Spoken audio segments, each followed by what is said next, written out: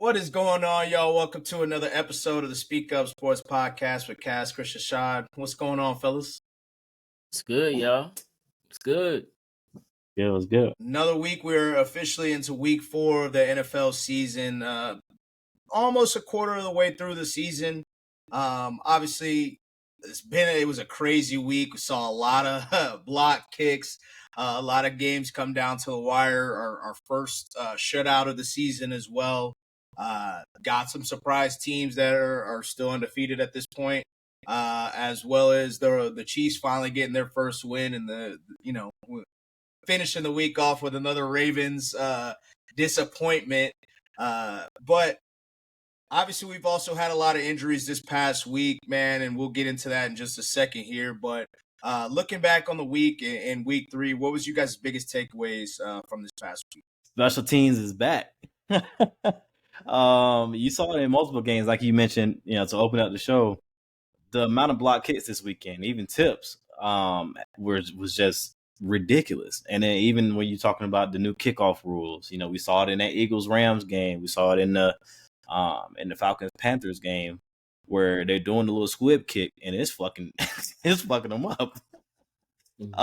And so I do like to see the emphasis. You kind of make it very important. Of course, we saw a couple of returns this weekend. Of course, Torrey Horton, and I think Lane had one in the Washington game too. So, it's definitely been either all 3 weeks so far. Special teams has been. Debo damn near had one too. Yeah, first play open. Special teams has been huge, and it's just as important as the other 2 phases of the game for sure. When you're talking about scores, field position, all of that. So that was the big thing I took away from all of it. It's like you got to lock in on special teams this year for real, or you're fucked. Even though you can start off at the 35, it ain't that easy.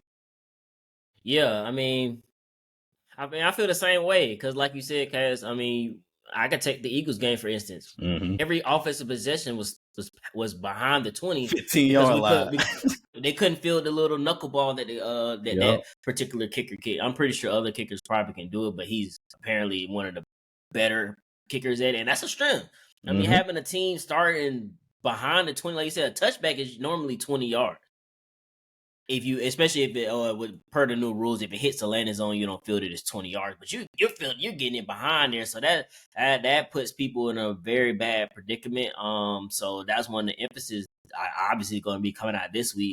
And I guess the other thing is just we're starting to get into the crux of NFL where it's any given Sunday. You got teams that you would expect to win games. Like, Packers is one of the teams that I can think of that, everybody, obviously with the trade of Michael Parsons, they still got obviously a good defense. But, just some, bonehead plays that made you end up losing the game. It's just one of them things where it's like, hey, that's why we love the NFL, and shit can happen. Jets could have beat the Buccaneers. Buccaneers. I was just about to say the same thing about the Jets and the Buccaneers. That was a game that, when they blocked the kick, I'm pretty sure even the Bucs, we heard Todd Bowles come out and say after, he was like, you got to be fucking kidding me. That happened. But, I'm pretty sure everybody was like, that was because they were kicking a field goal to kind of ice the game. And then that turns into a block return touchdown and completely changes the complexion of how that game went. Even though the Bucs were still able to pull it out, much like they have been over the first 2 weeks, it was definitely a fun weekend to watch and definitely fun to see some of the block kicks. The Rams, they're definitely going to have to figure that out. As they see Indy this week, Indy also had a blocked kick that probably shouldn't have happened for Indy anyway if Brian Callahan had a little bit of sense, but that's neither here nor there. But sticking on that same theme, the top 3 teams in terms of opponent field position right now are 3 of the teams that you guys mentioned. The Panthers are the best by far, with the Rams coming in second and then the Falcons coming in third. So that has been an emphasis clearly that some teams have worked on. We obviously saw the kickoff rules, the new rules, affect the game already in terms of the Pittsburgh Steelers game in week 2 when they went against the Seattle Seahawks. Caleb Johnson didn't go back and field or pick up the fumble and take a knee in the end zone. Ends up turning into a touchdown, completely changed the complexion of that game. So, and really, might have changed the complexion of what his rookie season looks like because, they signed a guy immediately a couple of days later, and it hasn't looked too good for him since. Honestly, just been my biggest takeaway is I don't find shame. I know a lot, even though the Ravens are in a little bit of dire trouble with that defense, I don't necessarily find shame in them giving up the amount of points that they did against Buffalo and giving up the amount of points that they did against the Lions. Same way, I don't necessarily see shame in the Packers losing against Cleveland, considering Cleveland's defense is playing lights out. Even the interception that was had, I mean, if you go back and watch the coach's film on it, I mean, it was an incredible play, an incredible look. They were all, they were all lined up in cover zero man, yep. Mm-hmm. and turned it into a zone. I mean, that's something that just about I won't say just about anybody. A lot of quarterbacks would have gotten fooled by that. Maybe not the interception. Maybe that play wouldn't have been made. But, I don't necessarily see shame in it right now as we get further into the season. And, they're still struggling to Cleveland, for instance, is still struggling to score points. Things might look a little differently there, but as you mentioned, Chris, especially right now, teams are still trying to establish themselves. We don't know, we have an idea of who we think might be a good team. People say like the Chargers, obviously the Buffalo Bills are 3-0 at this point. People expected Tampa Bay to be good, but you do have the Colts who are 3-0, who people didn't expect. The Texans who are 0-3, who people didn't expect as well. So, teams are still, kind of, figuring their way out. I think this week and next week are kind of really where we're going to be able to be like, all right, this is the real teams in the NFL right now. And the rest of these guys, Texans, it might be over for y'all anyway. But,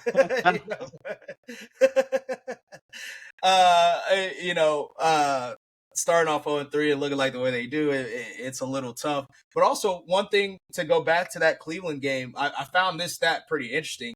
They are 13-5 against teams with a winning record at home since Kevin Stefanski's been there. So, obviously, they play the Ravens twice this season. Obviously once at home, and then the Steelers. So those might be games that counts as well. But that kind of goes to show, even though they haven't necessarily been, at the top of the league, they are still a viable team with pride. Obviously, they've got Myles Garrett over there, who's the best defensive player in the league, and it's a sight to see him play. This is Schwartz on year. We talked about it on this podcast many times last year.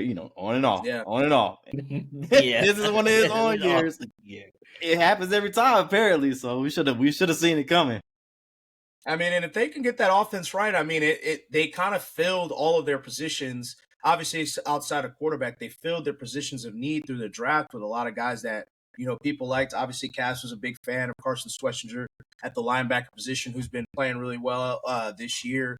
Mason Graham, who was really a guy that people thought was one of the top 3 players in the draft this past season, and he's been playing extremely well. Obviously, taking advantage of all the Myles Garrett double teams and stuff like that. Their whole rookie class at this point, now that Junkins has got in, has pretty much performed except for the quarterbacks, and then Dylan Gabriel was solid in the spot minutes that he did get in week 2. So we'll see what it looks like for him in Shedeur. But now that Kansas City has gotten a win, and we kind of started to see how the rest of the AFC has shaken out, do you guys feel any differently about Kansas City than you did the first 2 weeks?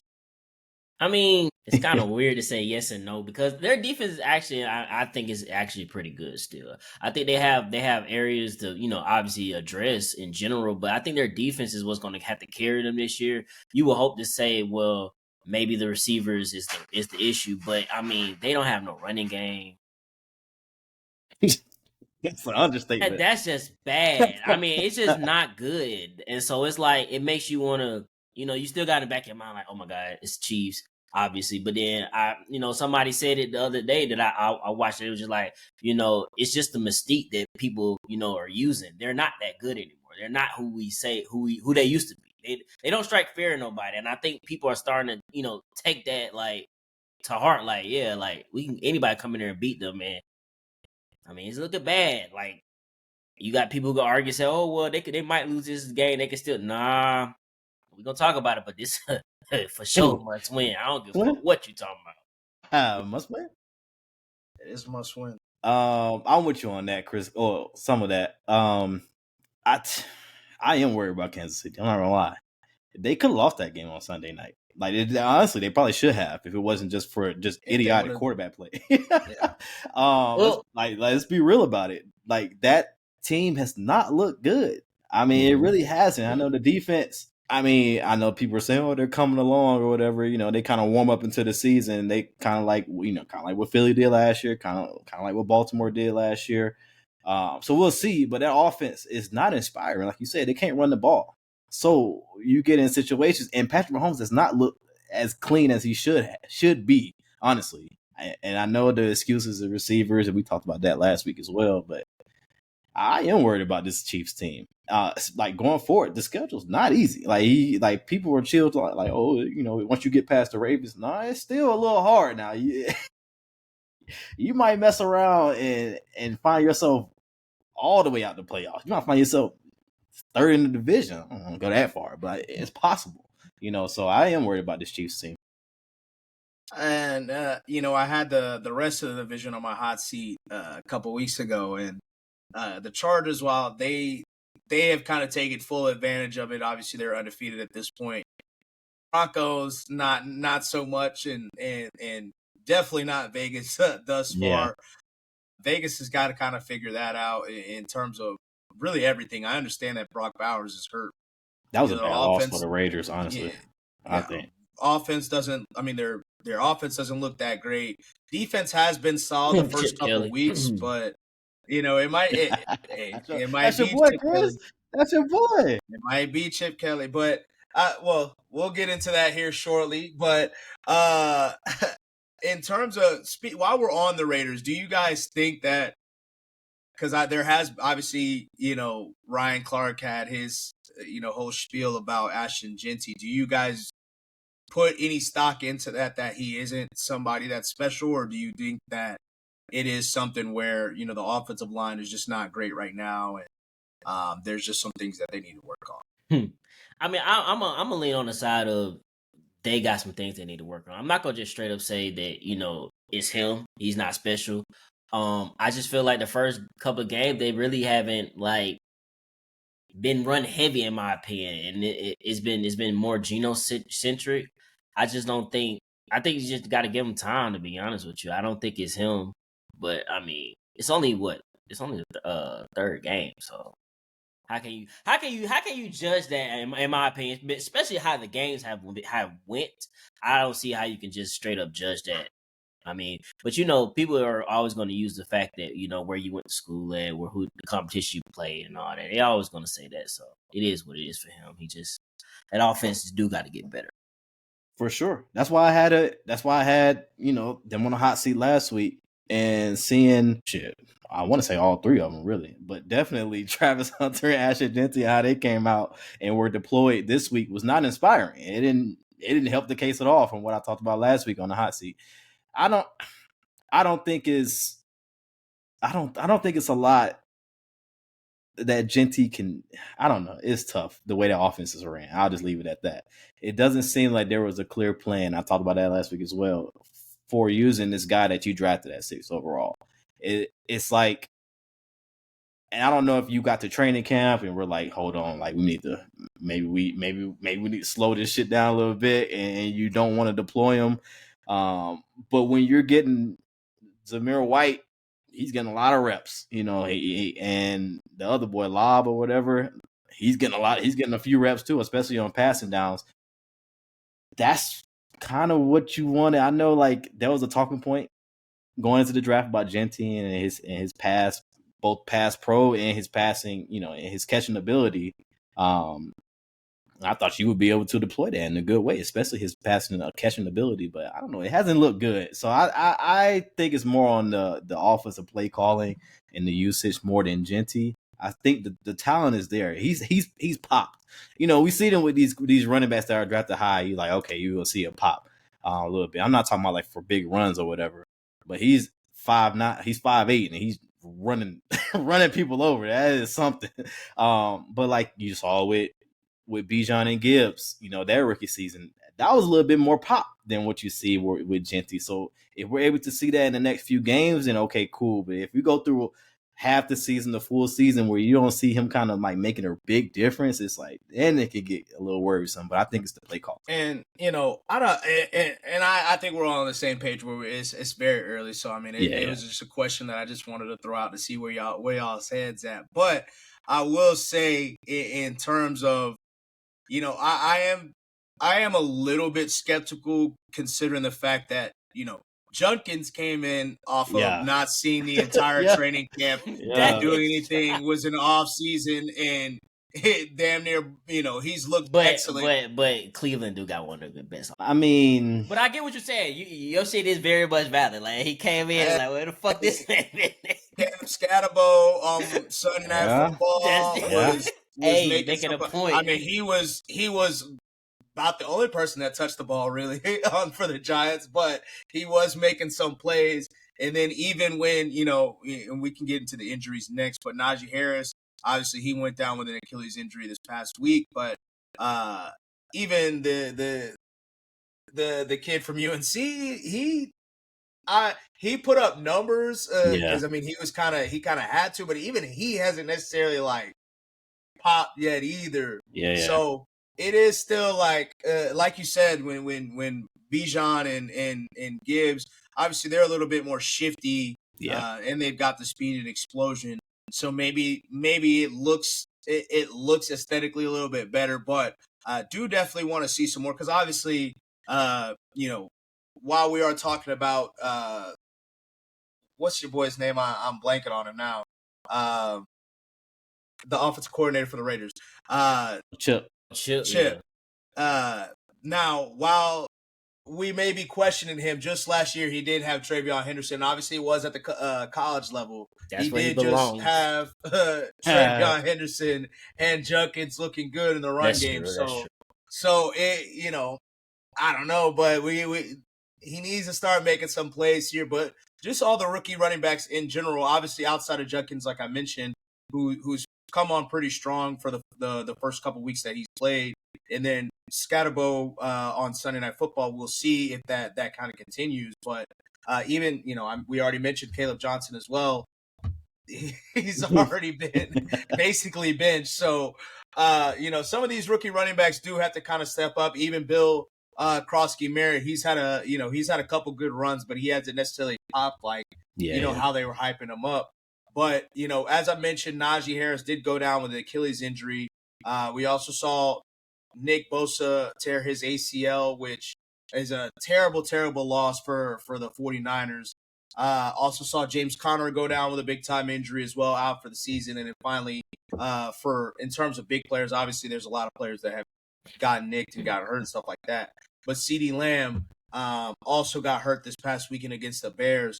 Which injury do you guys think is going to hurt the most, even if it's, CD with him not being out for the season? I'm going to say James Conner because I feel like that division is very much, up for grabs at this point. In my opinion, I understand that, you got the 49ers are undefeated, but they don't look like world beaters. The Rams, they just lost to the defending champs, but I mean, I feel like they can be had. I mean, I feel like that division in general, if you can get that offense going, that defense is playing really good.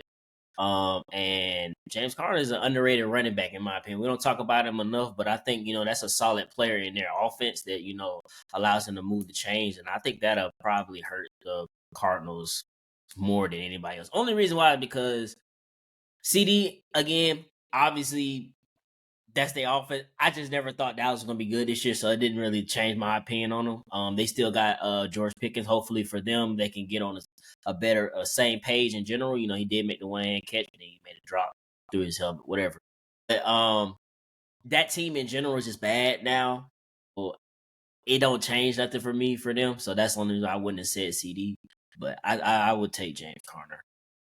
That's what I was going to choose. So I was thinking about the Bosa one because they are, the 49ers are 3-0 right now, and that's definitely a huge piece of that defense, which has not played bad. They play a lot better than they played last year so far into this season. But I got to go with James Conner in this one, man. That is a tough injury, especially for a 31-year-old, however old he is. He's in his 30s, running back. You have Trey Benson behind him, which cool. They've been talking him up this offseason, so we'll see if he's ready because his time is now. I mean, it's funny how that always works out. Even James Conner came out and said that he's a 1A, it's a 1A, 1B kind of situation, and then boom, shit like this happens. Very tough for James, but this Cardinals team relies on that running game. Like you said, Chris, that division, they're 2-1. They have a very good chance of winning that division still at this point. It's going to be very tough because all 4 teams are competitive. But they rely on that run game. They clearly don't rely too much on that pass game, and I'll kind of talk about that later a little bit. But I got to go with James Conner being the biggest impact injury. And they do have, obviously the division game on Thursday Night Football this week, so we'll kind of see. But, their defense has been playing well.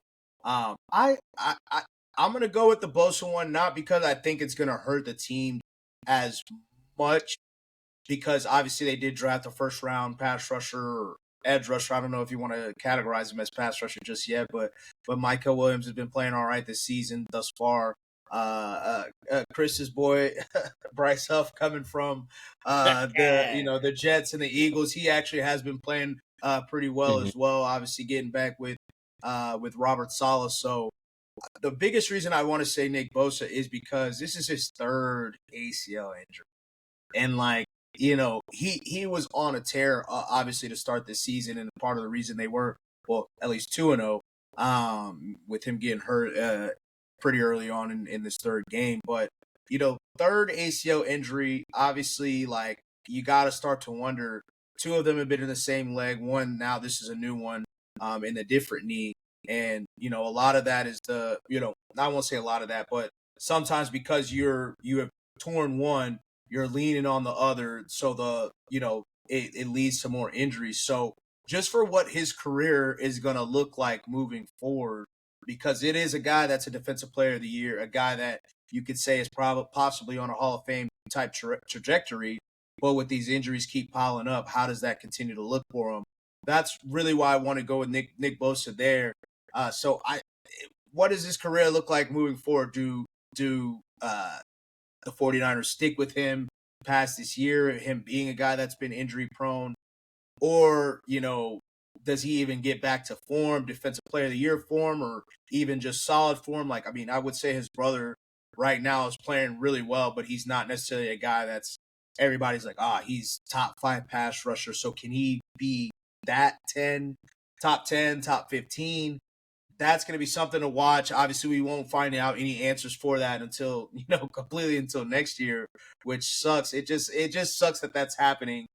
Between him, obviously, the Najee, James Conner, Joe Burrow at this point, so early on in the season, we can't even let's get to midway through the season before we start seeing stuff like this. But it's just so tough to kind of see the guys go down. And even when he went down, it didn't look like it was going to be something that was massive. And then there was the reports that came out it couldn't. The ACL seems to be still intact. And then that's nasty reporting by them.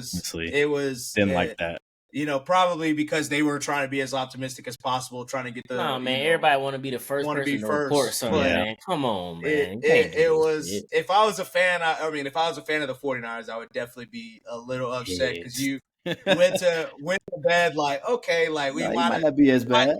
He might be out for a good period of time, but it's not ACL, it's not season ending. And then you get to the scratch that. It's ACL and it's out for the season. So very, very, very tough situation, just for the Niners in general, because it seems like everybody on their team except Christian McCaffrey is hurt at this point. Even the backup quarterback, Mac Jones, got hurt and was kind of toughing it through this game. But it's just tough all around for them. They got to figure something out. I also saw somebody mention, and, this is something interesting as well and probably realistic, but, Najee Harris has been playing on that grass field with Pittsburgh all of his career, never been hurt, never missed a game. Now he gets that brand new turf in SoFi Stadium, 3 games in, and we're already, obviously he, he had the eye injury to begin the season, but starting to ramp up, and now you tear your Achilles. He's obviously getting older as well, so I mean, there's a bunch of different factors, but that is something that's a little interesting considering some of the conversations that we've had about grass versus turf and stuff like that. So, what Cam say, Chris? We practice on grass. Why we can't play on grass? I mean, it just doesn't make sense. You would think with all the players complaining about it, because I mean, I don't know if we've had a single player come out and be like, yeah, turf's the way to go. Like, we love the turf. I don't think we've had a single player across time that has ever said that. So, maybe the owners should start listening there, or whoever, I mean, it's the owners, but whoever comes to make the decisions on that, maybe you guys should start listening to your players. But with that being said, it's a big week for our hot seat watch. We've been all right in terms of calling some folks out and they performing. So I'm interested to see who you guys got this week and why. So let's go ahead and get it kicked off. Chris, who you got? So last week, I put the Bears on the hot seat watching. They showed up, but now I'm starting to think it's just Dallas defense's ass, because I put the Giants I put the Giants on there, and we see what they look like. So Bears, you escaped this week. You still got to show up, because it's the Dallas defense, man. They trash. So this week I got a player, and then I got a team. The player, we just found this out the other day. The player is C.J. Gardner-Johnson. My boy. I mean, the thing is about him, man, he got the talent, man. He led the league in interception before. He's a ball hawk, but I done seen too many things where it's just like, you're just a locker room cancer. And at that point, it's just like, bro, you're young still. You're not an old player. So like, you're ruining your career at this point. And it's like, you're going to each organization and demanding like, I'm him. And it's like, you're good, but you're not like the top excellent player. Like so for me, as far as for him, is like, man, your next team, man, you just gotta mesh with them, man. You just gotta play the game how it's supposed to be played. Because I don't know if y'all seen. I'm just saying, if he get the opportunity, that's why he on the hot seat. Like, hey, man, if he get the opportunity. But I mean, like, I don't know. I know y'all probably done seen some of the clips, but there's a lot of clips that you can see he just be freelance and just like, bro, come on. And then it's just you freelance, and then you just talking crazy. It's just like, why are you doing all this? So that's for him. That was just my little tidbit. But I said last week I wasn't gonna do it, but I am gonna do it. The Eagles' offense is on the hot seat. You cannot, and I repeat, you cannot operate your team the way you do. And it's not one person. It's literally multiple people on that team. From the quarterback to the combination of the routes to how people are running their routes to, obviously Lane Johnson got hurt last week, so the backup offensive lineman. But then it's like coaching, because your swing tackle was Fred Johnson last year, who came in from Manlada and played good enough for 4 games. You brought him back from Jacksonville. Why he wasn't the first person you inserted? When the person you inserted, we done cut him multiple times. Why is he not the first person you insert? So it's one of the things where we have the talent. There's no question. We had the talent on offense, man. But I get it. We win in the games and people are excited and happy we came back, but that's just not how you operate no offense. And it should operate way better than that. And you got a defense that's young, that's still learning, because even though we got players from last year, we still got inserted 2 more rookies. So that's 2 second-year team, Quinion and Cooper, but then you added 2 more rookies that are playing significant minutes, so they're gonna take time to gel. Like, I never expect our defense to be good to begin with, but our offense should be good. Stop this bullshit, man. This is terrible. Can't do that, man. Fuck all that. You can't do that. I don't like anybody who's saying otherwise. They lying to you, bro. That offense, hey, man. The boogeyman that everybody's talking about Tampa Bay is up this week. Hey, show me something. Fuck all that.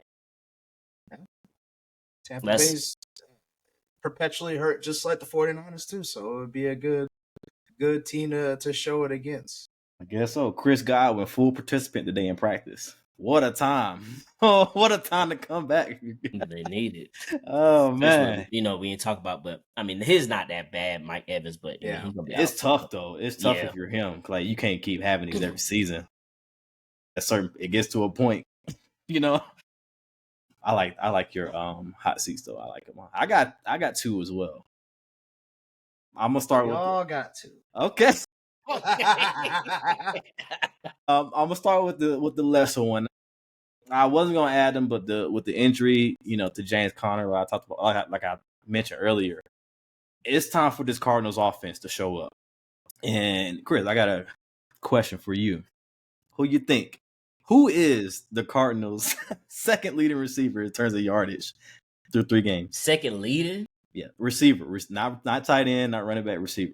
Oh. I'm about to go running back in there because I'm thinking it. Who? Not even Michael Wilson. Michael Wilson has 21 yards on the year. It's Zay Jones at 29 yards through 3 games. That's tough. Come on. I understand that Trey McBride is, your alpha tight end. He's basically a receiver. But now you're down a guy. You're down one of your key pieces. You have to design this offense if you're Drew and the offensive coordinator to feature your receivers more. They might not have the most talent in the world, but Michael Wilson has some talent. Zay Jones, we're still waiting on him to come through. But the talent obviously was there.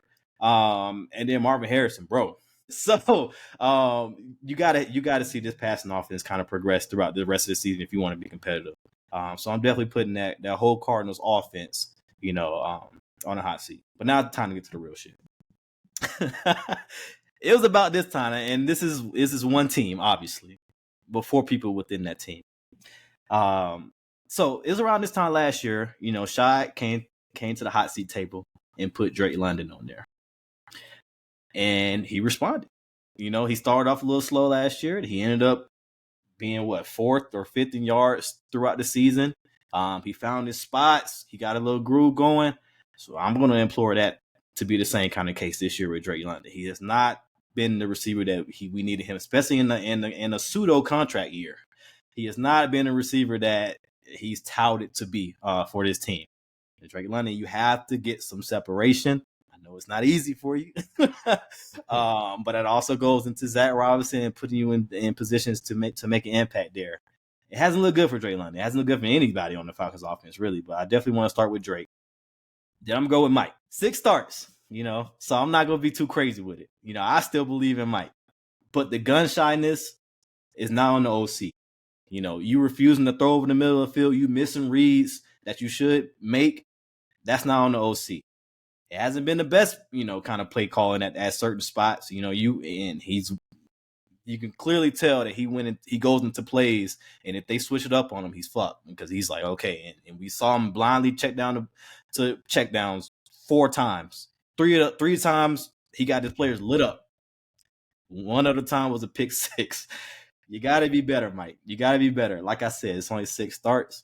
I still got a lot of faith in him, and I think he's going to come out on top of this. I got to call it a spade. I got to call it what it is. It's not good quarterback play. I don't think he's been all bad. I think the 3 games that he came in last season, I think he played well, especially coming in just cold turkey and at the end of the season. The first game this season, you threw for almost 300 yards. The completion percentage wasn't good. I don't really know if it ever be good. But at the same time, that's not it's never been his strength to be that short game kind of guy. You got to throw the ball down the field. If you are going to be the quarterback, they brought you in not to be this little check down artist, not to work the 5 to 10 yard. You got to make shots down the field. If you're not making shots, then you're not going to be a good quarterback because that's never been your game to be super efficient in the short game. You got to take your shot. If you're going to throw a pick, if in my opinion, you're going to throw a pick, I'd rather you throw that shit trying to get a 40-yard bomb to Darnell Mooney than a fucking check down inside your 10-yard line. Those are the type of mistakes. Can't be late to the checkdowns for sure. But then I'm going to move up to Raheem because, look, dude, so we got the first coaching fire in the league this season so far, and that's been the wide receiver coach, which we'll see if that means anything. He talked about it being performance based. You're firing a coach 3 weeks into the season, dog. Never a good sign, ever. You're bringing your offensive coordinator down from the booth down to the field. We'll see if it makes a difference. It's happened before, obviously, for a lot of different teams. Mixed results throughout it all. you better hope you're making the right decisions. Because this shit can get very ugly. If you go out against Washington on Sunday and lay an egg, you go into the bye week next week and you have a lot of questions. And then you got Buffalo after the bye. It can get very, very ugly. Very, very quickly. Now, we'll kind of see how it goes. But I'm going to add Terry Fontenot to this shit because you're not safe. He went out and got his defensive players this offseason. The defense looks way better than last year. Got to give him that. But you also didn't bring in real competition for your starting kicker in Younghoe Koo throughout the offseason. You brought in a developmental guy, they said. Then he missed the kick in the first game of the season. You make the change where you're coming in and bringing in. This is what you should have done in the preseason, where you had preseason games to figure out who you want to be your kicker, not bring in this 22-year-old international guy and be like, okay, we're just going to roll with Koo. If he can beat him, sure. Now you're sitting here struggling because your savior last week, against the Minnesota that went 5 for 5, comes out and goes 0 for 2. And now you bring in another kicker. So this is the stuff that you should have did as a GM in the offseason, in the preseason. And that's why I'm like Terry Fontenot, like, you can't win for nothing, man. Because like he's done well to build this defense up from what it was. But then you take 2 steps back, huh? We think. So far, based off of the results so far. But then you go and do some shit like this, where you're struggling to have a kicker, and y'all know it just as much as me. That shit is important. When your whole offense has to change to account for, oh man, we can't make it. You can't make it here. We got to go for it now. That whole offensive playbook kind of shifts. That makes a big difference on your play calling. That was like Terry Fontenot. That's a big problem. And you should have fixed in the offseason, and now you're struggling. I don't think the kicking game's ever going to be right this whole season. So now that's another thing on top of all this other shit that's going on with your offense, your head coach, your offense coordinator. This Falcons team has a lot of. We'll see how it goes, though.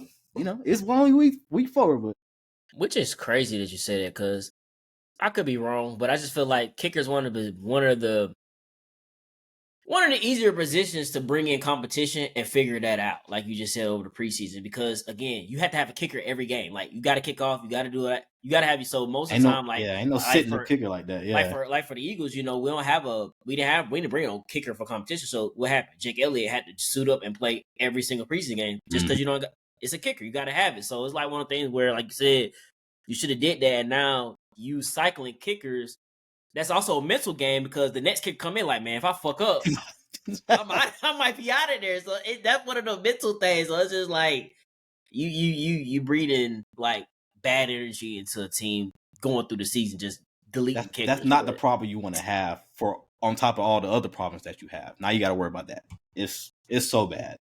And much like basketball team, or like basketball players and quarterbacks specifically, it is a confidence position. So once the confidence is shot, it's hard to come back from. And you see it. I mean, you're seeing it across the league. Some of these guys and teams, tend to try to stick with the guys, as much as possible, especially a guy with the history that Koo had with the Atlanta Falcons, and kind of how he's held some things down during some of the the previous years. But I also kind of it's funny because the writing I felt was on the wall from Monday last week, when as soon as coming off of Sunday Night Football, you didn't immediately sign the kicker and cut Koo. Really, when you signed Romo in the first place, like, there was no reason for Koo to be on the team still. Like, absolutely none.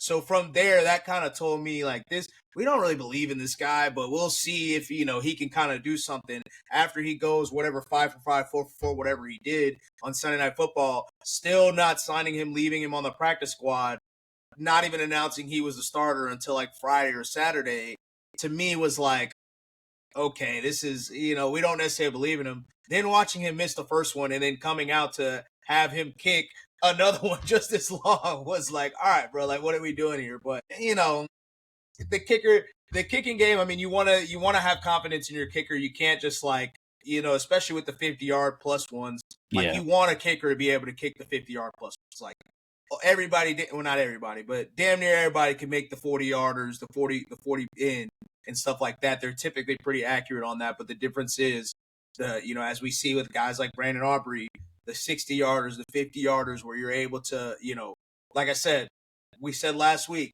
did anybody think for a single second when Brandon Aubrey lined up for a 64-yard field goal to tie a game up in a clutch situation, did anybody think he was going to miss? Absolutely like, it was as not. automatic as automatic comes. Yeah, the kicker situation is a little, it's tough, for anybody. And we saw a bunch of kicker issues this past week. A lot of them. With that being said, like I mentioned, I also have two. So I'll start off with my first one, and that'll kind of lead into my second one. So for my first one, guys, fans, hear me and hear me right. It's not the offensive coordinator. It is not the offensive coordinator, guys. I promise you. Look, all three of us here have been victims of, is it the offensive coordinator? Guys, it's not the offensive coordinator. Now, there's very special occasions where it is, but 9 times out of 10, if you're wondering why you're not running a certain play, if you're wondering why the receivers aren't running deep, it's probably because they're not great at running deep routes. If you're wondering why your quarterback's not getting under center, especially in this day of age, if you watch college football, how many of these guys are getting under center? Damn near none of them. Most of these guys aren't comfortable turning, especially with the play action game from under center. Most of these guys aren't comfortable turning their back completely to the defense, then trying to turn back around and read. Before you and finish, read and react. that is definitely a crazy idea. When you look in one way, turn back around. And that's not what people are thinking about when they think. Turn around like, oh shit, what is this? That's why you see, if you watch around the league, there's only like Jared Goff, like he's like the only person doing that. Most people are not comfortable doing that. So when you see them, they're in shotgun, and their play action is very much, they're not even moving. They're not even moving that goddamn head. They're not turning nowhere. There's a reason that they're doing that. There's a reason that the game plan is set up the way that it is. And 9 times out of 10, the reason being is because either it's the quarterback, it's the weapons. Look, Andy Reid and Patrick Mahomes didn't forget how to play offense. They didn't forget how to call a game. Guess what? The reason that the Chiefs offense doesn't look the way that it does is because their receivers stink and their running game. We don't need to talk about Isaiah Pacheco. Unfortunately, no offense, Chris. The reason that the Eagles passing game is inconsistent is not because of the offensive coordinator. It's because their quarterback he's not Patrick Mahomes. He's a great player. He's a great quarterback. He's not just a guy that he's never been that. He wasn't that in college. He's not that now. And that's okay. They've been able to figure, the difference between Eagles 2023 and Eagles 2024? Saquon Barkley. Yes, when you add and the defense too. But you're right. You add a top 3 running back, guess what? From just a guy, no offense, Miles Sanders, no offense, DeAndre Swift. But when you add that, changes things. The personnel 9 times out of 10 dictates how good your offense is going to be. Now, there are some tweaks the offensive coordinator can help out with. Anthony Richardson. Guys, the whole reason last year I told you guys that I thought the Colts were going to be a great team, or be a good team, not a great team. Going to be a good team was because I said here continuously, he had a top 10 offense with Gardner Minshew. All Anthony Richardson has to do is stand there, and they should be a top 10 offense. And guess what? I still believe in Anthony Richardson to this day, but Daniel Jones comes in. He's had control over the offense, and so far, so good. The Colts are the best offense in the league. It's not because Shane Steichen forgot how to call plays. Rashad of 2024. It's not because Shane Steichen wasn't calling the short stuff for Anthony Richardson. So I say all that to say this. I too have a second-year quarterback on. He's gotta get on here. Caleb Williams. You're officially on my hot seat. Caleb Williams, a lot of people have been talking about Caleb Williams, especially after this past week. And, I know a lot of people, because of the pedigree, him being a Heisman Trophy winner, him being as good as he was in college, being the first overall pick, there's a lot of people that are trying to be like, Caleb Williams has been getting better and better each game. He has not. Respectfully, he has not been playing better and better each game. Like, we're all watching the film, guys. Like, or not all of us, but we're all seeing the same things for the most part. Ben Johnson didn't forget how to call plays. And I promise you, if obviously it sounds crazy for me to have Caleb Williams coming off of a game where he just threw for 4 touchdowns and damn near was perfect. But guess what? How good did the offense look? How good did the offense look after those first 2-3 drives? Was it the offense? I thought you about to talk about the Giants for a second. I'm like, was it the offense? I mean, was it that Caleb Williams is just so great, or was it the fact that just the week prior, the same defense gave up a career high to Russell Wilson, who is now benched and is not a good quarterback? No offense to Russell Wilson, but right now, he's not a good quarterback. I have a great stat to read to you guys right quick. Here are Caleb, and this is from Scott Barrett, at Scott Barrett DFB on Twitter, so you guys can look for yourselves. Here are Caleb Williams' stats through 3 games. He's 59 of 93, which is a 63% completion percentage, for 715 passing yards, 8 total touchdowns, and 1 interception. Sounds phenomenal, right? Here are Caleb Williams' stats on his first 7 dropbacks of each game, which we're assuming are typically your scripted plays, your first 15. 15 of 18, damn near perfect, 175 yards passing, 3 total touchdowns. Here are Caleb Williams' stats against busted coverage and or trick plays. He's 4 for 4, 80 passing yards, and 4 total touchdowns. So he's been damn near perfect with 7 touchdowns on trick plays or the scripted or the scripted plays, the first 15. After that, Caleb off the potentially scripted plays, Caleb is 40 of 71, which is a 56% completion percentage, 460 passing yards, 1 touchdown, 1 interception. Now, I'm not saying that is something that is just, so obviously it's a 3-game sample size, so I'm not saying that is something that's just super gaudy, but we have every single game this season, that first drive, except for the Cowboys game, he didn't come out the first drive, and the second drive and the second and third drive, he was damn near perfect. But every single game, the very first drive, it's like, oh shit, Caleb Williams is back, and then nothing. Yeah. It's not, once again, it's not because Ben Johnson has forgotten how to call plays. It's not because Ben Johnson has forgotten how to the flow of the game or anything like that. It's because of the personnel. Maybe it's not all on Caleb Williams because the running game hasn't been great either. But Caleb Williams, you are the head of the snake. You are the guy that was the number 1 overall draft pick. You are the guy that a lot of people were saying was generational, was going to walk into the league as the top 10 quarterback in the league. What's most important about the NFL is the non-scripted plays, especially as we get deeper into the season, especially as we get into the playoffs, especially as we get deeper into the playoffs, the Super Bowl and stuff like that, because the defenses know what you're going to run. Everybody knows what you're going to run. Predictability is all there, especially as we get more film on the player or on the team, on the scheme, everything. So what's most important is after that first 15, after those first couple scripted plays. So Caleb Williams, you need to show us something. I'm putting you on the hot seat. And then, like I said, fans, I am putting you guys on the hot seat as well. Because like I said, 9 times out of 10, it's not the offensive coordinator. Look at all the teams that have fired their offensive coordinator. We talked a lot about Matt Canada and how he wasn't a great offensive coordinator. How good have the Steelers' offense been since then? I just talked about the Eagles. Now, the Eagles have basically been the same statistically every year. 100 offensive coordinators and play callers that they've had. Everybody was talking about the doom and gloom of the Lions. What do they look like right now?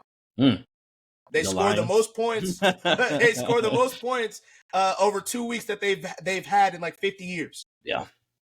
So ridiculous. All these teams, Luke Getsy, he was fired last year from Vegas midseason. What do they look like? Were they better? Bobby Slowick for the Houston Texans. That was supposed to be the big elixir. They've been worse. Nate Hackett, he was supposed to be so bad with the New York Jets. Did they get better last year when they gave up play calling? Guys, I promise you, it is 9 times out of 10, it is more the personnel than it actually is the offensive coordinator and play caller. There are some things that they can definitely do and help out with, but that is something that we've all got to – it's the easy button to say it's this and that and this and that, as opposed to the players that we love are just maybe not having a good season. It doesn't mean that they're bad. They might just not, people just have bad seasons sometimes. It happens.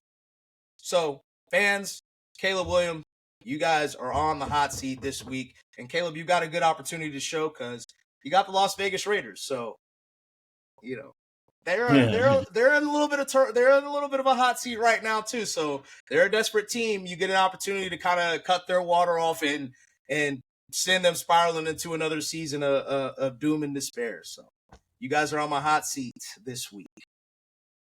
I like it. I like it. Not mad at it. I get it. Now, with that being said, we got to get into the game picks of the week. Obviously, another big week last week. Yes, sir. No, not really. But my Ravens didn't do what they were supposed to do. I think everybody came up here and picked the Ravens, so we all ended on a sour note. But Cass, go ahead and give us what we got last week, and we'll go ahead and get it kicked off. All right. Chris, you came in with 4 out of 6.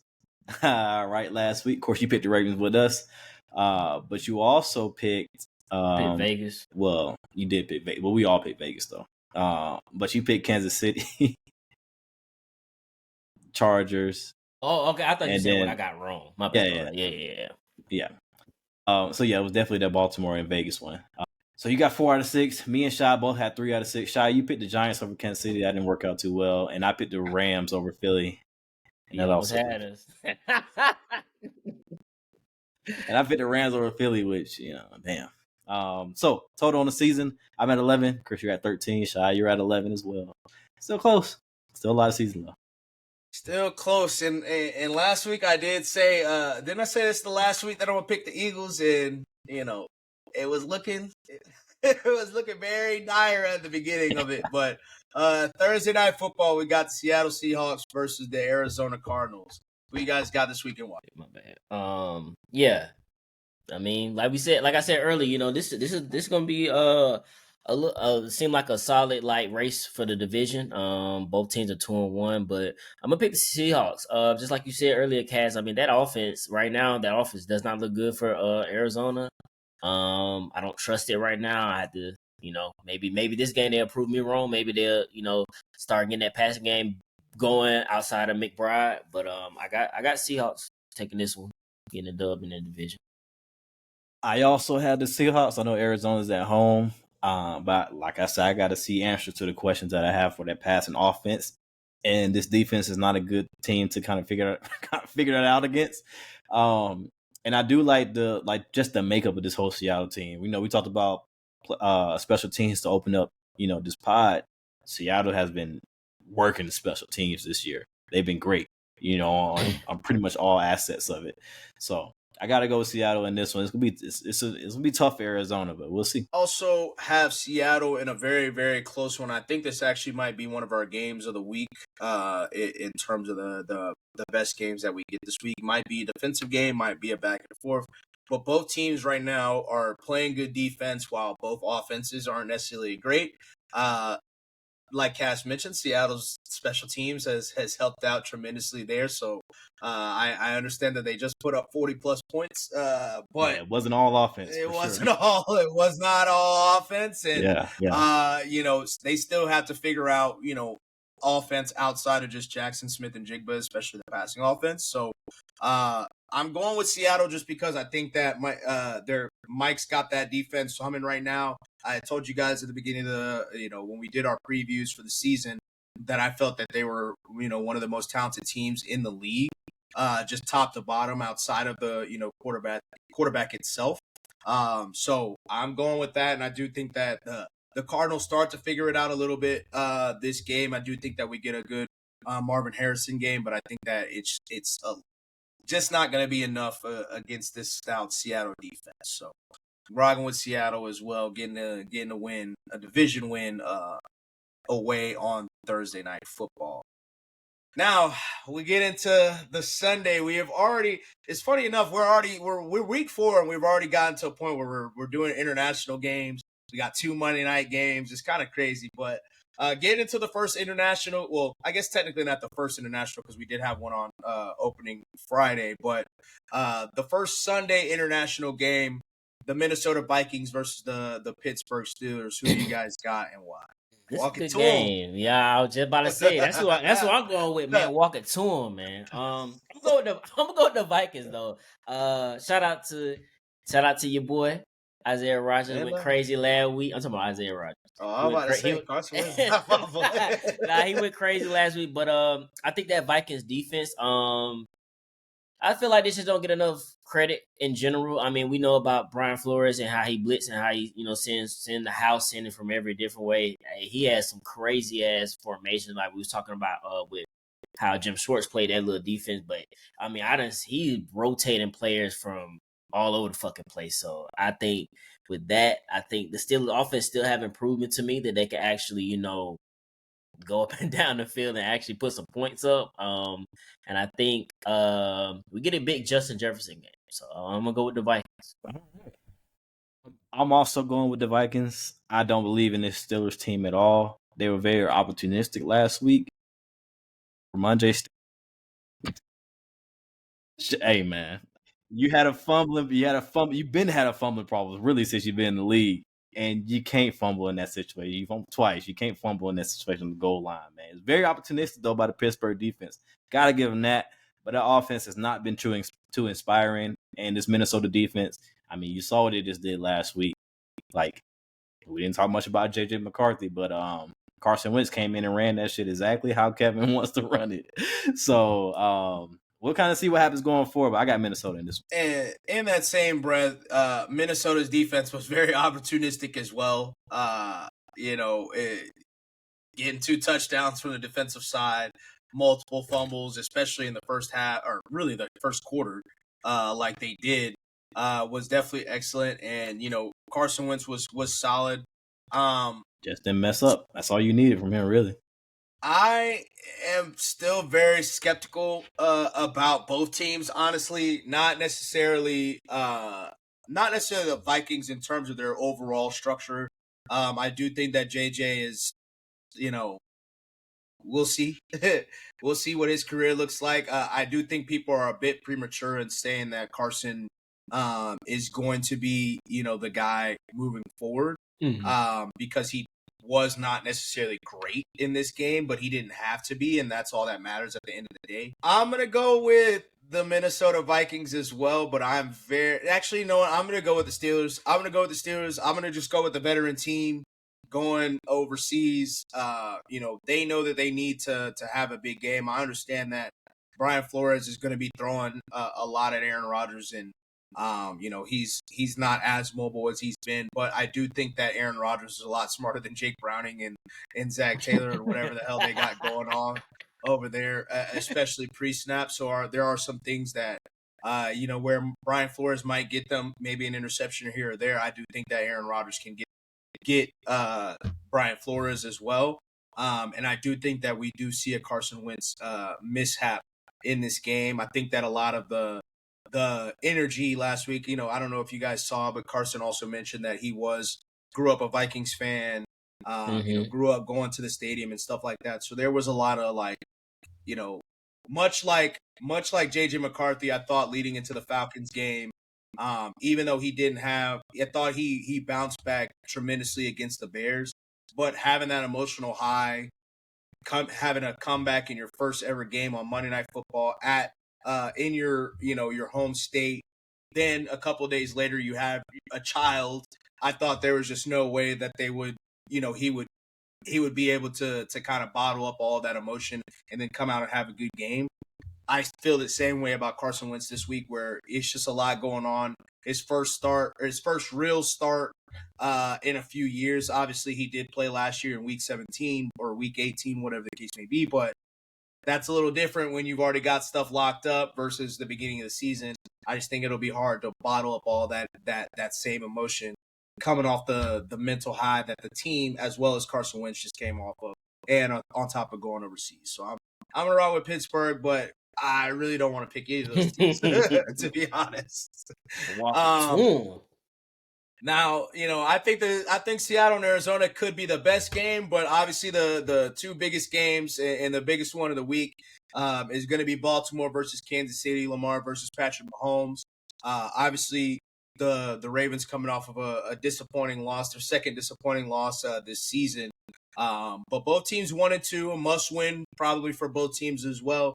Who you guys got and why? Hey, some folks out here trying to play it off like it ain't no must win for the Chiefs, but it's a must win. But I mean, I got the Ravens, man. We talked about it earlier. The Chiefs offense is just not good, and even as bad or as not as good as the Ravens defense have been playing lately, they should be able to stop these motherfuckers. I'm not even gonna lie to you. Like they ain't got no fucking running game, and that's what the Lions were doing this past week, just running the ball all over them. So I mean, if you let them get off, then we gonna have a serious problem. They really gonna be on a hot seat next week. There's no way they should fucking. I don't care. The Patrick Mahomes, your boogeyman. I don't give a fuck about none of that. There's no way they should lose this game. There's just no absolute, because I mean, their offense isn't bad. I mean, maybe Harbaugh be doing some weird shit in situations, but their offense isn't bad. Chiefs' offense is legitimately bad. So I got the Ravens win this game. There's no way they should lose it. If they lose it, I think isn't bad is a bit of an understatement. Their offense is elite, elite of elite. The Ravens. Oh, I mean, yeah, I'm saying because obviously they. It was just this last game was kind of weird for them. Yeah, that's a problem. But no, you're right. They have been putting up 40 points, so I mean they should win this handily, if you're being honest. Yeah. It's definitely I don't consider it even. I don't think it's a double must win. I think it's just a must win for the Chiefs. I think even if the Ravens do lose this game, they'll be fine. I think they still have a chance to win the division, and that's why I'm really basing it off of. You look at the Chiefs. And you already got the Chargers, who are 3-0. Not only that, but 3-0 in the division. It's going to be very tough to come back from and try to make it, because then you're looking at wild card automatically. And with a 1-3 start, it's going to be very tough. And I think that's actually what we see, because I got the Ravens winning this one. I know they're on the road, but again, I just can't quit it. I like this Ravens team overall better. And I think them losing last week probably the worst thing that could happen for the Chiefs, because and I think Lamar's going to be very hungry for this win. The Chiefs got a lot to figure out, and it's just not going to be, we'll just wait for Rashid Rice to get back and we'll kind of take off. It's a lot more than that. And we'll see if they can fix it. It's going to be all eyes on them to avoid this 1-3 start, but I think it's unavoidable. Going with the Ravens. Yeah, I'm also going with the Ravens. They need, I think a part of it, this Monday Night Football game was they were kind of looking ahead as well, in my opinion, where they're like, we know we've got fresh meat and we need to, establish our dominance. I think that could also be a big time win just mentally for them, going against in Kansas City and beating the Chiefs and kind of keep kicking them while they're down. We've talked a lot about the Ravens defense, but Kansas City defense has not been much better. So obviously they haven't given about the same amount of points, but if like I said, if they would have benched Russell Wilson for me, you, and Chris, they probably would have won the game last week. So, man, I don't know what was going on with that whole passing attack last week with the Giants, but Kansas City was itching to give away that game, and they just were going against a team that didn't want to take it. I think the Ravens do take it this time, and I think that they win pretty handily against the Chiefs. So, Sunday Night Football. I won't say not the biggest game of the week, but definitely going to be one of the most talked about games of the week. We got the Green Bay Packers going against the Dallas Cowboys. Obviously, the return of Micah Parsons in Dallas. I'm actually here in Dallas now, so it'll be interesting to see how I'm going to the Star tomorrow, so it'll be interesting to see what the energy is like tomorrow. With that being said, who you guys got and why? Yeah, I mean, it's a big game, man. Micah returning to the Star. They Dallas out here to prove something. Show them that we don't need you, Micah. I mean, that's what they here to prove. So with that being said, man, I got the Packers. Without CD, I don't know what the fuck they without CD, and it's not just CD. They're missing two of their starting offensive linemen. They like to move around. Hey, I predict Micah go get at least 2 sacks, but They're gonna move him around all over the defense. Like we said, I mean, they've been proven all year so far, even though it's been 3 games. But that Green Bay defense, and they a fucking problem. So, I just don't see a way for Dallas to win. I mean, unless Jordan Love just becomes some crazy lunatic and just start throwing picks all over the place, they should be able to chop up that defense too. So, I mean, it's gonna be a great homecoming for Micah. I got Green Bay winning this one handily. I also have Green Bay in this one. Look, it's that Dallas offense. I mean, we'll see if they can surprise a little bit. I know Dak hasn't. It was a little rough losing your starting receiver that early into the game, and you kind of had to figure it out on the fly. And that offense is always, like you mentioned earlier, Shai and Chris. CD is that offense. You know, it just revolves around him. It's gonna be tough sledding without him. And for that reason, against that Green Bay defense, it's gonna be hard to come through some points, I think. So I gotta go Green Bay on this one. Also, they literally had the worst defense in the league, the Dallas Cowboys. It's so bad. I mean, it might be hyperbolic or whatever, but that defense is terrible. I don't know what they're doing out there. Hey man, when you got Russ, what you say, Shad? Through for the motion. Look, he's getting career high passing yards at 36 years old. We Houston, we got a problem. Yes, Dallas, we got it's so bad. Yeah, it's so bad there in Dallas on that defense, and I don't know. I mean, we'll see how it shakes out, but yeah, I can't trust it.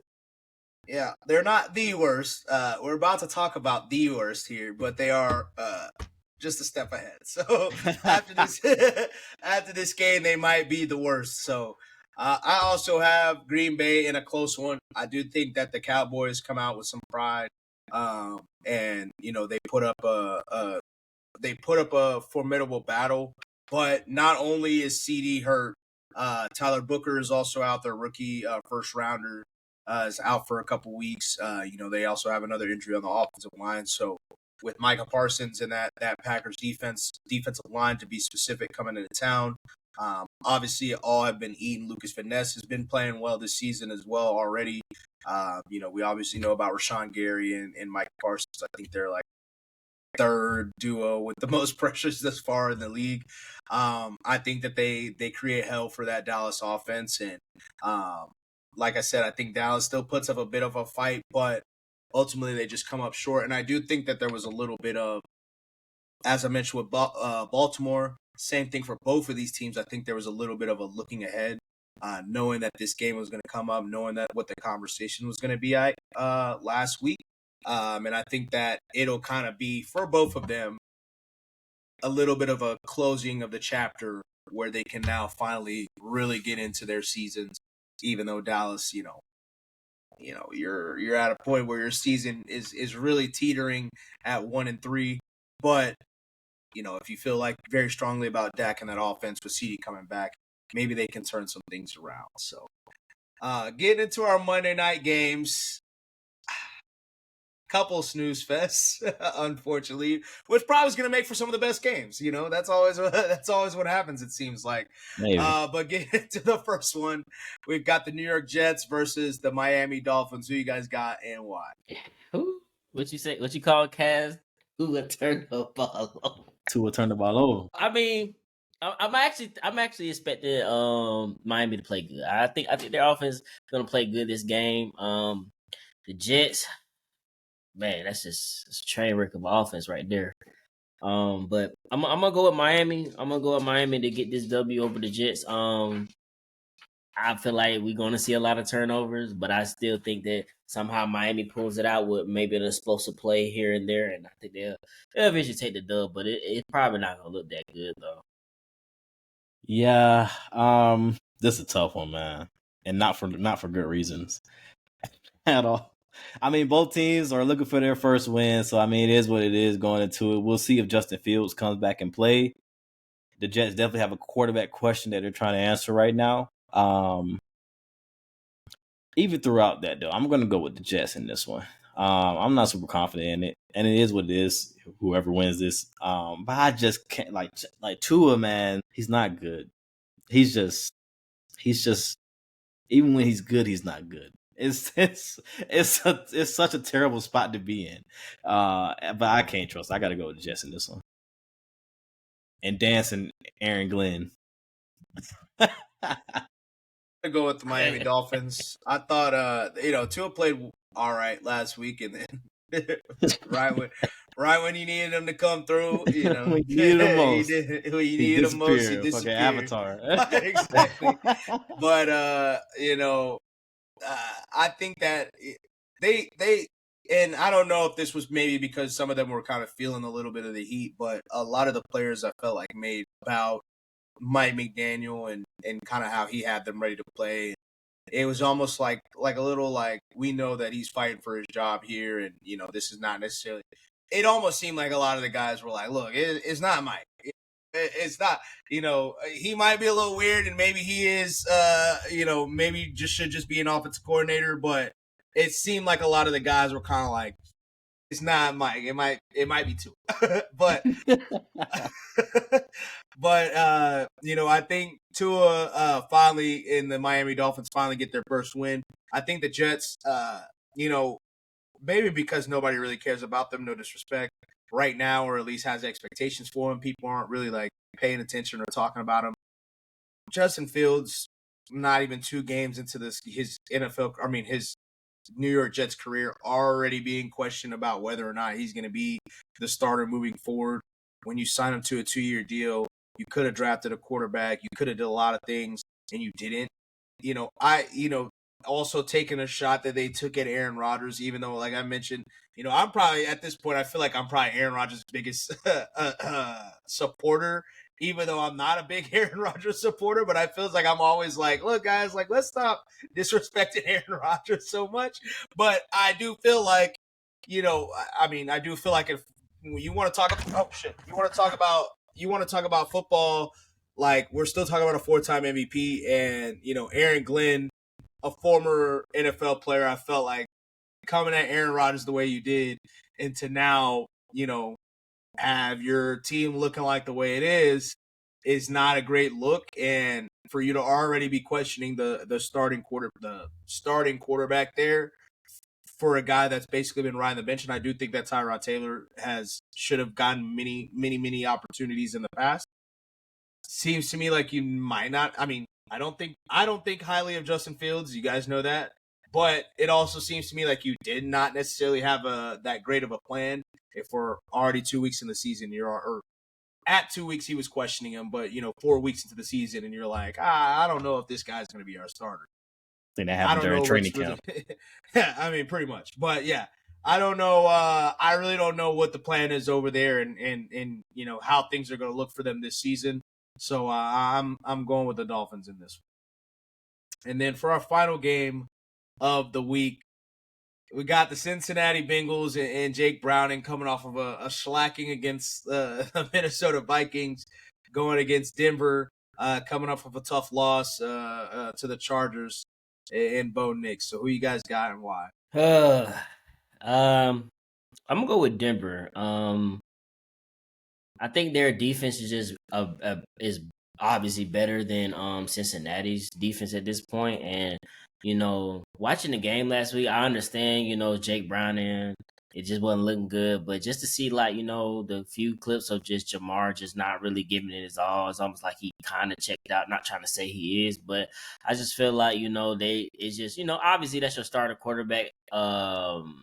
Joe Burrow, being knocked out or whatever, and this can be, very demoralizing. But you got to show up for your team. But I just feel like he might be checked out a little bit, so I'm gonna go ahead and get a nod to the Broncos. I'm gonna go with the Broncos too. I think this game looks a lot like how that Denver Tennessee game went, where it's just nasty on both sides. But because Tennessee is so bad and coached so poorly, the Broncos ended up winning that, and I think you should see the same thing in this one. I'm not saying Zach Taylor is as bad as coach as Brian Callahan, but at the same time, that's bad product you put out there, even with a backup quarterback. More offensive coordinator shit. Yeah. So I got to go with Broncos in this one, even though I don't really like the Broncos team this season. Their defense is not as good as it was last year. We'll see if they can kind of get that spark back. But it's not looking. I mean, they're not bad, but they're just not top 5, top 10 like they were last year. I mean, we'll kind of see if they can right the ship with this game. Yeah, and this kind of goes back to a little bit to actually a couple of our hot seats here, but definitely my hot seat with the fans. Believe me, Sean Payton didn't just forget how to call an offense.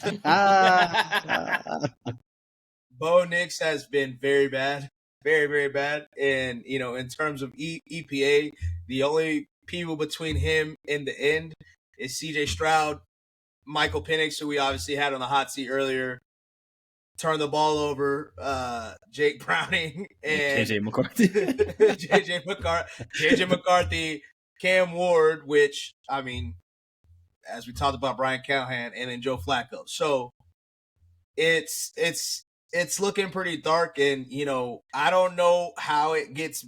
I don't know if it gets better. Yeah, I'm picking the Broncos, but I don't know if it gets better just because they're going against a guy that that's obviously worse player than Bo Nix and Jake Browning, and I think that I think Zach Taylor has kind of run his course there in Cincinnati, and they're just kind of dead man walking team, unfortunately. But Bo Nix, you got to get right, man, because one of the reasons people thought that he wasn't going to be drafted as high as he was because of his age and because, they thought he was kind of who he was. And there were some people that came into this season. I think a lot of the reason that people were very high on the Broncos didn't have anything to actually do with the Broncos and had everything to do with the fact that Sean Payton was in the media a couple years ago. Just saying. Just saying. I don't, obviously they're 1-2 at this point. They had a very tough loss against the Chargers, which the defense was actually excellent. And Justin Herbert, I mean, that's a game right there that you watch and you just have to sit there and laugh at any conversation that was ever had about Justin Herbert and Tua turn the ball over, or Tagovailoa, or whatever his nickname is. But that was one of those games that you just kind of have to laugh that was even in consideration, because it was literally all Justin Herbert making plays, getting out of the pocket. Even the last touchdown that he had to Keenan Allen was something spectacular. So I don't know. And then obviously the Colts game that they lost is probably a game that they probably they probably should have won that game, but they ended up losing in the end. Some funny shit, but. Bo Nix can't, and he was actually good in that Colts game, and he's still at the bottom. At the bottom. I don't even think that he had a high EPA in that game, and he was damn near perfect, like with completion percentage, aside from that one interception at the end. So, Bo Nix, you might be on the hot seat next. You probably should have been on the hot seat the first 3 weeks, just in total, like for everybody. But this is a big game, or not necessarily a standalone game, but it is a primetime game. Monday Night Football, so you gotta show something before people really, really start inspecting and looking into what's going on over there. So I'm going with the Broncos, but I wouldn't be going with the Broncos if it was just about any other team. Honestly, I mean, they could have played the Raiders. I probably would have picked the Raiders in this one. Just about any other team, I probably would have been like, yeah, I'm gonna take them. So I know Sean Payton, and we talked to.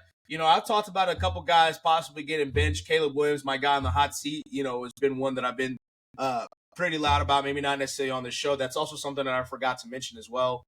That is still a possibility. They got a bye week after the Raiders game. They did sign Tyson Bagent to an extension that kind of came out of nowhere. Typically when you see stuff like that, it's for a reason. Bo Nix, I'm not saying for sure that you're going to get benched, but because you did go to the playoffs last year, but I know Sean Payton got to be looking over there like, we could do this with anybody. Like, we can do this with anybody. So, you gotta pick up the game. So we'll see. We shall see. But that gives us a wrap for our picks this week. Before we sign off, I guess we gotta ask the question, since everybody's been talking about it today. Russell Wilson has possibly played his last snap. I know we've made some jokes, and probably even said this last season. too, but he's probably played his last snap, at least as a starting NFL quarterback.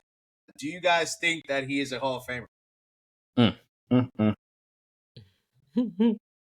No, I don't think so, honestly. It's very hard to get into that Hall of Fame. I don't know if he is a Hall of Famer. I don't know how it'll be a very long time before he gets in there. But I don't think so. Though. I understand, the hard work that he has. I understand the years that he had in Seattle. But he has done nothing to support that body of work the last 5 years. So it's kind of tough. And you've been in every situation you've been in hasn't been bad. You've been in some favorable situations still, and you haven't came out on top. So I'm gonna say no. So I'm gonna say he gonna sneak in there, but I think these last few years didn't help his case. So that's why he might sneak in there. But it's gonna, like you said, Kaz, it'll probably take for a long time. But it just, I don't know. It just seems like you use these years to try to bolster your case, and all it did was made it worse, unfortunately. And we make a joke about it, but my God, your last throws of your career possibly look like that? That's not good. That's not good. But I'm gonna say he might sneak in there, but if it was me, nah. Yeah, it's a big no for me. I wouldn't even. I've seen some people say that if Eli Manning gets in, then he should get in. No, like no. I'm sorry, guys. Guys, it's a two-time Super Bowl winner, two-time Super Bowl MVP. Russell Wilson wasn't even an MVP of his Super Bowl. Like, I can understand if he was just like excellent in the Super Bowl or something like that, which he wasn't. Not to say that he was bad. He wasn't bad. He was just okay. He didn't really need to be. So, and he didn't need to be. And then in the second Super Bowl, he wasn't great either. And then obviously it ended the way that it ended with him. Russell turned the ball over. I think that I understand that Eli Manning is kind of like the litmus test. Like if you're better than Eli Manning, then you're probably a Hall of Famer. If you're not better than Eli Manning, then you're probably not a Hall of Famer. I guess it is kind of like that. I don't, Russell Wilson, he's not top 10 in anything. He's got one All-Pro, which he was kind of, a lot of people were kind of lobbying for, and, some of these things are a lot of media driven more than anything. But to go to. And he was a Pro Bowler when, he was from last year, right? Or year before last. One of these past couples when he was a Pro Bowler, and it was like, whoa. No, it was last year. It was last year, yeah. Yeah, and it was like, all right. And all right. It's I don't know. There was never a point in time where you were like, Russell Wilson is the guy. Like he's the best quarterback in the league. He has an argument for best quarterback in the league. He wasn't the driving force behind the Super Bowl. He wasn't even the case that Eli Manning could make is, some people might say the defense, but like Eli was excellent in all of his playoff runs. Same with a guy like Joe Flacco, who is right there next to Russ in terms of yardage, will probably be past Russ since he's, depending on how long he starts for the rest of the season, probably past Russ in terms of yardage, may even get, I don't know about the touchdowns where they're at, but I just, I don't even, there's a lot of conversation about Hall of Fame and then Hall of Very Good. He probably wouldn't even be in my Hall of Very Good. I'm not gonna lie, no disrespect, but like it's strict over there. When you talk about a quarterback like being the driving force behind why this team is good, why this team is relevant, Russell Wilson is not somebody that comes to mind for me. And because if you really think about it, the Seahawks team, all you think about is Legion of Boom. You think about the Legion of Boom and you think about Marshawn Lynch. I mean, that's just it. And to kind of put a bow on everything I'm saying, also, when you lobby to be the guy and lobby to start having more, control over the offense, lobbying to start passing more and to start being, that guy. And then from there, your career starts to go into the shitter. Very clear sign. I feel like that is I feel like that is as crystal clear as it can be to say this guy is not a Hall of Famer. I think he's a good player. I don't mean to disrespect him by saying I don't think he's all very good, but I think he's a good player. I think he was a good player in his career. I've never felt that Russell, I never felt that if I was drafting a quarterback, Russell Wilson would be a guy that I was ever even considered personally. I mean, well, he got that moon ball, so everybody ain't got that. Not everybody got it, but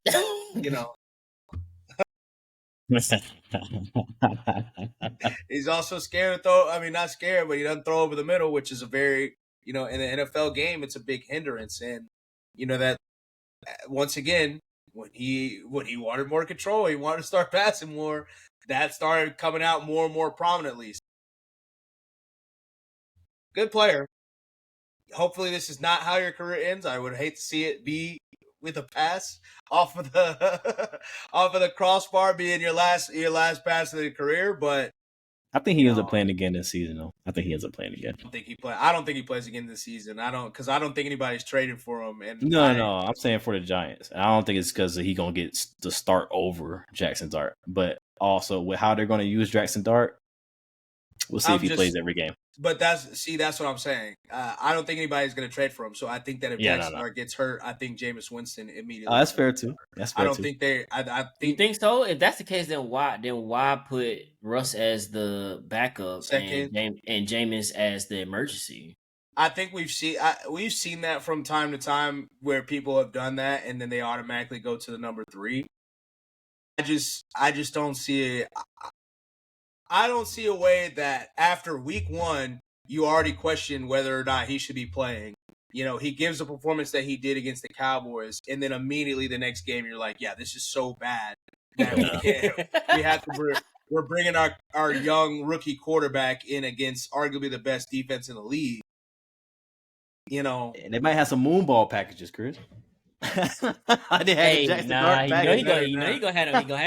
a headset on the sideline. So I just think that I don't think for and I mentioned it in our chat on Twitter, but there has been some rumors that which I don't think it's all the way true, but that Brian Daboll and Joe Schoen could be on different timelines, and maybe the GM ends up staying there longer, or even Brian Daboll. Well, I don't know about Brian Daboll because he's unfortunately also fighting against the Saquon Barkley and how Daniel Jones is looking right now in Indianapolis. And Daniel Jones ends up leading Indianapolis to a playoffs. Right now, if the Colts continue on with what they're going to be doing, they're going to be a top 2 seed. So if that happens, Brian Daboll, it might be over with for you just completely as a head coach forever. Sure. So, he's kind of fighting that as well as how good his team looks. On the other hand, the GM, he's also kind of fighting that because once again, Daniel Jones and Saquon, I mean, obviously we knew Saquon was good, great player, but the offensive line being what it's been, and the defense, obviously the defensive line is good, but you got fucking Abdul Carter playing quarterback spy and middle linebacker. What do we? I don't know. I don't know what's going on over there. So, like I said, if Daniel Jones is probably the bigger piece for the both of them that is gonna hurt because I don't know if I believe in Daniel Jones at all, but if it continues, it is a terrible look for everybody across the board. So, it's a lot to watch there. It's a lot to watch there. G-man, Chris. Yeah. Well, with that being said, that gives us a wrap for another episode of the Speak Up Sports Podcast. We will catch you guys next week. Yes, sir.